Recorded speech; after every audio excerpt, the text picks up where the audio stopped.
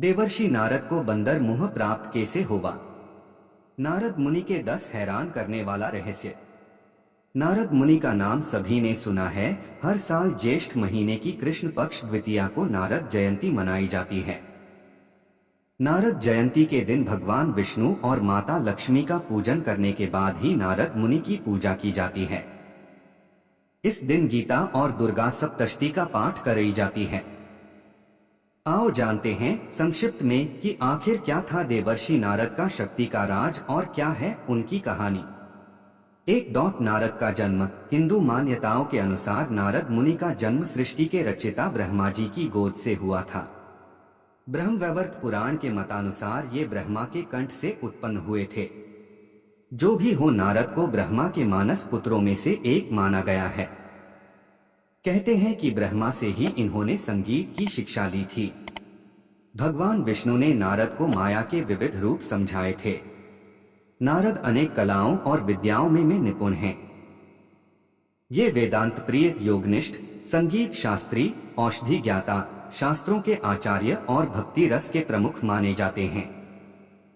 देवर्षि नारद को श्रुति स्मृति, इतिहास, पुराण, व्याकरण, वेदांग, संगीत, खगोल भूगोल, ज्योतिष और योग जैसे कई शास्त्रों का प्रकांड विद्वान माना जाता है।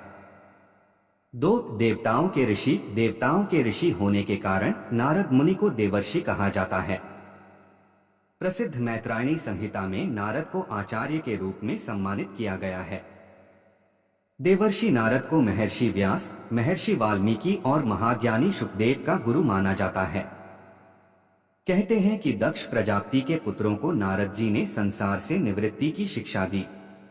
कुछ स्थानों पर नारद का वर्णन बृहस्पति के शिष्य के रूप में भी मिलता है। विष्णु भक्त। नारद मुनि विष्णु के भक्त माने जाते हैं और इन्हें अमर होने का वरदान प्राप्त है। कई शास्त्र इन्हें विष्णु का अवतार भी मानते हैं और इस नाते नारद जी त्रिकालदर्शी हैं। नारद हमेशा अपनी वीणा की मधुर तान से विष्णु जी का गुणगान करते रहते हैं। वे अपने मुख से हमेशा नारायण नारायण का जप करते हुए विचरण करते रहते हैं। नारद के ग्रंथ। नारद मुनि भागवत मार्ग प्रशस्त करने वाले देवर्षि हैं और पांचरात्र इनके द्वारा रचित प्रमुख ग्रंथ है। वैसे 25,000 श्लोकों वाला प्रसिद्ध नारद पुराण भी इन्हीं द्वारा रचा गया है। इसके अलावा नारद संहिता संगीत का एक उत्कृष्ट ग्रंथ है। नारद के भक्ति सूत्र में वे भगवत भक्ति की महिमा का वर्णन करते हैं। आकाश अंतरिक्ष में विचरण करने की शक्ति। भगवान विष्णु की कृपा से ये सभी युगों और तीनों लोकों में कहीं भी प्रकट हो सकते हैं। यह भी माना जाता है कि लघिमा शक्ति के बल पर वे आकाश में गमन किया करते थे।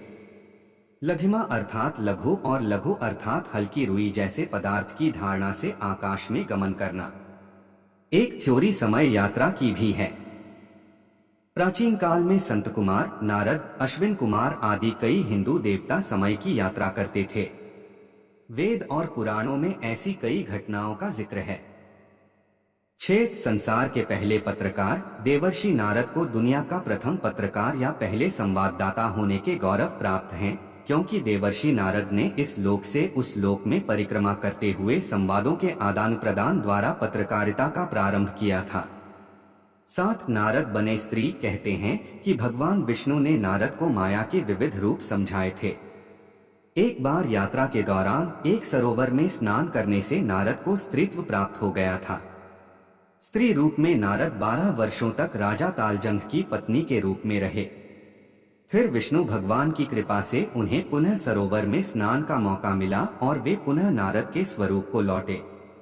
नारद को मिला शाप। एक अन्य कथा के अनुसार दक्ष पुत्रों को योग का उपदेश देकर संसार से विमुख करने पर दक्ष क्रुद्ध हो गए और उन्होंने नारद का विनाश कर दिया। फिर ब्रह्मा के आग्रह पर दक्ष ने कहा कि मैं आपको एक कन्या दे रहा हूँ, उसका कश्यप से विवाह होने पर नारद पुनः जन्म होगा। पुराणों में ऐसा भी उल्लेख मिलता है कि राजा प्रजापति दक्ष ने नारद को शाप दिया था कि वह एक जगह ज्यादा कहीं रुक नहीं पाएंगे। यही वजह है कि नारद अक्सर यात्रा करते रहते हैं। अथर्ववेद में भी अनेक बार नारद नाम के ऋषि का उल्लेख है। भगवान सत्यनारायण की कथा में भी उनका उल्लेख है।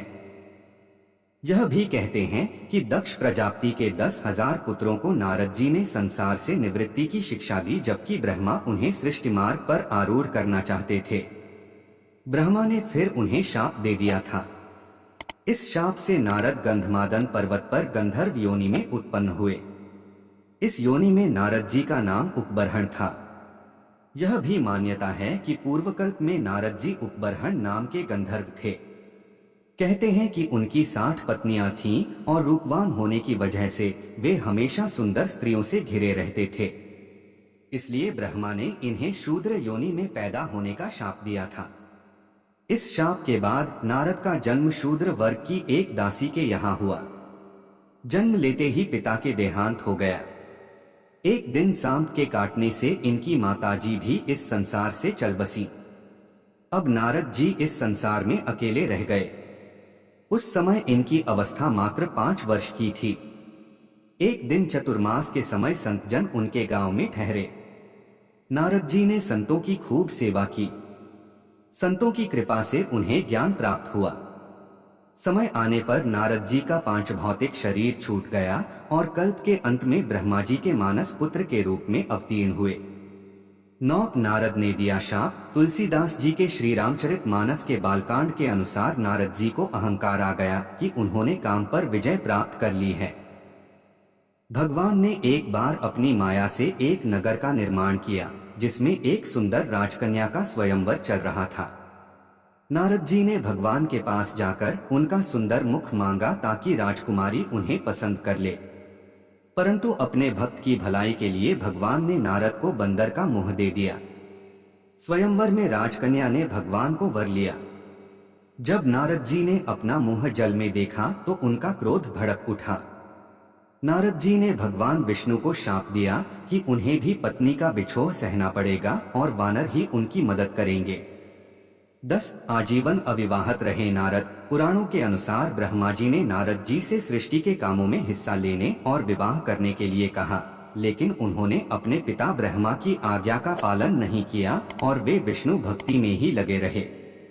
तब क्रोध में आकर ब्रह्मा जी ने देवर्षि नारद को आजीवन अविवाहित रहने का शाप दे दिया। तो ये थी नारद मुनि के 10 हैरान करने वाला रहस्य। वीडियो को पसंद आया तो एक लाइक और सब्सक्राइब जरूर करना। वीडियो को देखने के लिए दिल से धन्यवाद।